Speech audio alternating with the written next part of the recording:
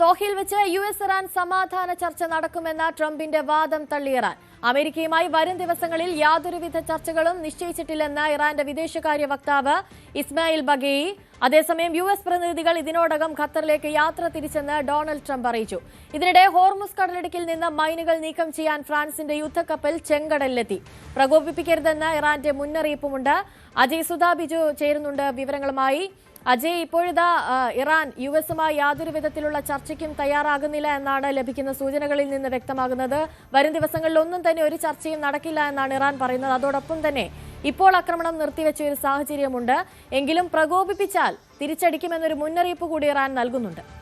കഴിഞ്ഞ 2 ദിവസമായി വളരെ രൂക്ഷമായിട്ടുള്ള സാഹചര്യം തന്നെ ഹോർമുസ് കടലിടുക്കുമായി ബന്ധപ്പെട്ട് ഉണ്ടായിരുന്നു. ഇത് മേഖലയിലൂടെ യാത്ര ചെയ്ത ചില ചരക്ക് കപ്പലുകൾക്ക് നേരെ ഇറാൻ ആക്രമണം നടത്തിയതിന് പിന്നാലെയാണ്.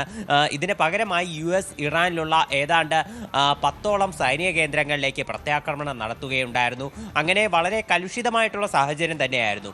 അപ്പോൾ അതിന് ഒരു പരിഹാരമായിട്ട് ഒരു സമാധാന ചർച്ച ഇന്ന് ദോഹയിൽ നടക്കും എന്നുള്ള അഭ്യൂഹങ്ങൾ കഴിഞ്ഞ ദിവസം രാവിലെ മുതൽ തന്നെ നമ്മൾ കേട്ടിരുന്നതാണ്. പിന്നീട് US president Donald Trump Iran ഒരു സമാധാന ചർച്ചകൾക്കായി തങ്ങളോട് അപേക്ഷിച്ചിട്ടുണ്ട്. അപ്പോൾ ഇതിനായിട്ട് ദോഹ ഒരു വേദിയായി നിശ്ചയിച്ചിരിക്കുന്നതായിട്ടും ട്രംപ് അറിയിച്ചിരുന്നു. അതിനുശേഷം ട്രംപ് മാധ്യമങ്ങളെ കണ്ടപ്പോൾ യുഎസിന്റെ പ്രതിനിധികളായിട്ടുള്ള സ്റ്റീവ് വിറ്റ്കോഫും ജാരഡ് കുഷ്ണറും ഖത്തറിലേക്ക് യാത്ര തിരിച്ചതായി അറിയിക്കുകയും ചെയ്തു.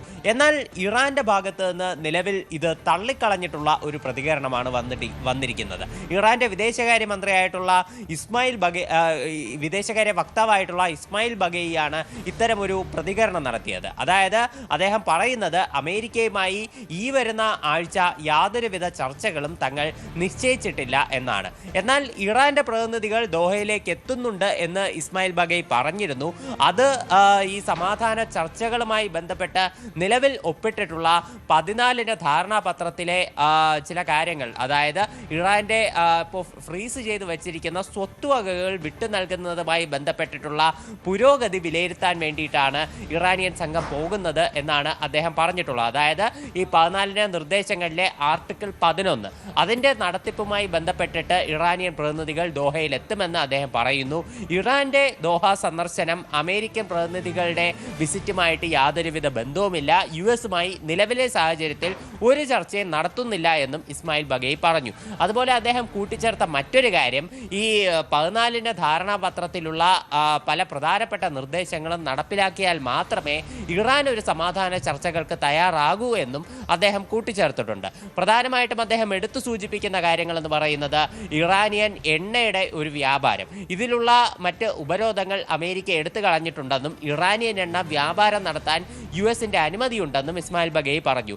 അതുകൊണ്ട് തന്നെ ഈ ഇറാന്റെ ഈ എണ്ണ വ്യാപാരം അത് കൃത്യമായി തുടരുക, അതുപോലെ ഇറാന്റെ ഫ്രീസ് ചെയ്തിട്ടുള്ള സ്വത്തുവകകൾ വിട്ടു നൽകുക, ഹോർമുസ് കടലിടുക്കിലൂടെയുള്ള യാത്ര സുരക്ഷിതവും സ്വതന്ത്രവുമാക്കുക, ഈ ആവശ്യങ്ങൾ അംഗീകരിക്കുകയാണെങ്കിൽ മാത്രമേ അടുത്ത ഘട്ട ചർച്ചയായിട്ട് സമാധാന നീക്കങ്ങളിലേക്ക് കടക്കുകയുള്ളൂ എന്നതാണ് ഇറാന്റെ നിലവിലുള്ള നിലപാട്.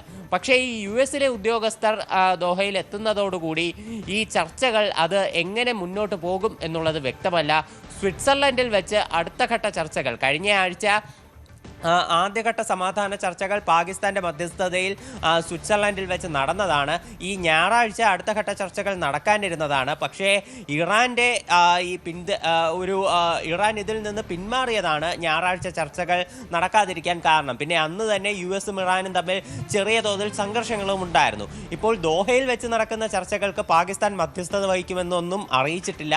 അപ്പോൾ ഒരു മധ്യസ്ഥരുടെ കൂട്ടായ്മ അവിടെ ഉരുത്തിരിഞ്ഞ് വരുന്നുമില്ല. അപ്പോൾ ഇനി അടുത്ത ഘട്ട ചർച്ചകൾ പ്രധാനമായിട്ടും ഇറാനിൽ നിന്ന് അവിടെയുള്ള ആണവ വസ്തുക്കൾ, ഈ സമ്പുഷ്ടീകരിച്ച യുറേനിയം ഉൾപ്പെടെ ശേഖരിക്കുന്നതുമായി ബന്ധപ്പെട്ടിട്ടുള്ള കാര്യങ്ങളൊന്നും തന്നെ ഇതുവരെ തീരുമാനമായിട്ടില്ല.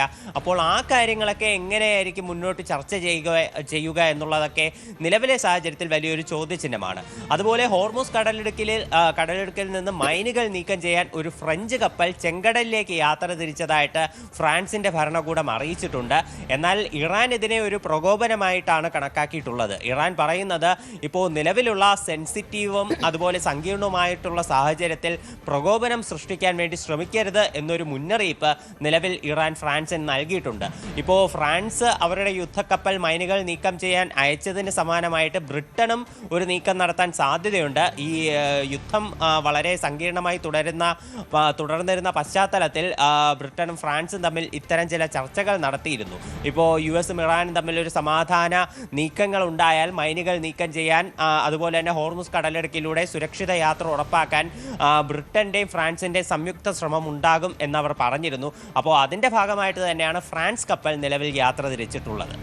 അജയ് നേരത്തെ പറഞ്ഞതുപോലെ തന്നെ ഈ സമാധാന കരാറിലെ ചില കാര്യങ്ങൾ അത് അംഗീകരിച്ചാൽ മാത്രമേ ഇനിയൊരു തുടർ ചർച്ചയ്ക്ക് ഇറാൻ തയ്യാറാകൂ എന്ന് അജയ് പറഞ്ഞു. അങ്ങനെയെങ്കിൽ അത് അംഗീകരിക്കാനുള്ള സാധ്യത എത്രത്തോളമാണ്? അത് അംഗീകരിക്കാത്ത ഒരു സാഹചര്യം വന്നാൽ ഇനിയും ആക്രമണം കടുക്കാനുള്ള ഒരു സാധ്യത കൂടിയില്ലേ മുന്നിൽ? നിലവിൽ ഇരു രാജ്യങ്ങളും പൂർണ്ണമായിട്ട് അംഗീകരിച്ച 14 വ്യവസ്ഥകളാണ് ഈ സമാധാന നിർദ്ദേശങ്ങളിൽ ഉൾപ്പെടുത്തിയിട്ടുള്ളത്. അതിൽ ഏറ്റവും പ്രധാനം എല്ലാ മേഖലകളിലും സംഘർഷം അവസാനിപ്പിക്കുക. ഇപ്പോൾ ലെബനിലൊക്കെ ഇപ്പോഴും സംഘർഷം നിലനിൽക്കുന്നുണ്ട്. അപ്പോൾ അത് അവസാനിപ്പിക്കാൻ വേണ്ടി US-ന്റെ ഭാഗത്തു നിന്നും എന്തായാലും ഒരു ഇനിഷ്യേറ്റീവ് ഉണ്ടായിട്ടുണ്ട്. ഇസ്രായേലിനോട് കടുത്ത ഭാഷയിൽ തന്നെ അവിടെയുള്ള ആക്രമണം അവസാനിപ്പിക്കണം എന്ന് തന്നെ പറഞ്ഞിട്ടുണ്ട്. പക്ഷേ അവിടെ ഇസ്രായേൽ ഇപ്പോഴും സൈനിക നീക്കം തുടരുകയാണ്. അതിൽ ഇറാന് കടുത്ത അതൃപ്തിയുണ്ട്. അപ്പോൾ US-ഉം അംഗീകരിക്കുന്ന ആദ്യത്തെ പോയിന്റ് തന്നെ അവിടെ നടപ്പിലാകാതെ വരുന്ന ഒരു സാഹചര്യമുണ്ട്. പിന്നെയുള്ളത് ഇറാനെ ഇനി ആക്രമിക്കില്ല എന്നുള്ള ഉറപ്പാണ്. പിന്നീട് ഇറാന്റെ സ്വത്തുവകകൾ വിട്ടു നൽകുന്ന കാര്യം, ഫ്രീസ് ചെയ്ത അസറ്റ് വിട്ടു നൽകുന്ന കാര്യം, അത് US അംഗീകരിച്ചിട്ടുള്ള വിഷയമാണ്. അതുപോലെ ഹോർമുസ് കടലിടുക്കിലെ ഗതാഗതം അത് 60 ദിവസത്തേക്ക് ഈ വെടിനിർത്തൽ കരാർ ഒപ്പിട്ടിട്ടുള്ള 60 ദിവസത്തേക്ക് ഇറാൻ ടോളൊന്നും ഏർപ്പെടുത്തില്ല എന്നുള്ള കാര്യം, അത് ഇറാൻ ഇതിനോടകം അംഗീകരിച്ചിട്ടുള്ള കാര്യമാണ്. പിന്നെ ഈ ഹോർമുസിലെ സുരക്ഷ ഒമാനും പിന്നെ ഇറാനും ചേർന്ന് സംയുക്തമായി നിർവഹിക്കും എന്ന് പറഞ്ഞിട്ടുണ്ട്. ഇപ്പോൾ അതുമായി ബന്ധപ്പെട്ട് ആദ്യഘട്ട ഒരു ചർച്ച നടന്നു കഴിഞ്ഞു. ഹോർമുസ് സെക്യൂരിറ്റി ജോയിന്റ് കൗൺസിൽ എന്ന് പറയുന്ന ഒരു സുരക്ഷാ സമിതിയൊക്കെ രൂപീകരിച്ച് ഇറാനും അതുപോലെ ഒമാനും തമ്മിൽ ഇതിനോടകം തന്നെ ആ വിഷയമൊക്കെ ചർച്ച ചെയ്തു. പിന്നെയുള്ള കാര്യങ്ങളെന്ന് പറയുന്നത് ഇറാൻ എണ്ണ കച്ചവടം ചെയ്യാനുള്ള അവകാശം ഇറാന് നൽകുക, അതുപോലെ US-നെ ആക്രമിക്കരുത് എന്നുള്ള വ്യവസ്ഥ, അങ്ങനെ പല വ്യവസ്ഥകളും അംഗീകരിക്കപ്പെട്ടു. പിന്നെ ഇറാൻ ഇനി ആണവായുധം നിർമ്മിക്കില്ല എന്നുള്ള വ്യവസ്ഥ, ഇറാനിലുള്ള ആണവ വസ്തുക്കൾ നീക്കം ചെയ്യുന്നതിനുള്ള അവകാശം. അപ്പോൾ ഇത്തരം കാര്യങ്ങളെല്ലാം അതിലുണ്ട്. അപ്പോൾ ഇറാൻ ഈ ആണവ കാര്യങ്ങളിൽ ഉൾപ്പെടെ ഇപ്പോൾ പ്രാഥമികമായി അംഗീകരിച്ച കാര്യമുണ്ട്. ഇപ്പോൾ എന്നാലും നിലനിൽക്കുന്ന പല ഒരു ഇപ്പോൾ ഒരു പ്രശ്നം നിലനിൽക്കുന്നത് തീർച്ചയായിട്ടും ഹോർമുസുമായി ബന്ധപ്പെട്ട് തന്നെയാണ്. ശരി, അജയ് സുധാ ബിജുവാണ് കൂടുതൽ വിശദാംശങ്ങൾ നൽകിയത്.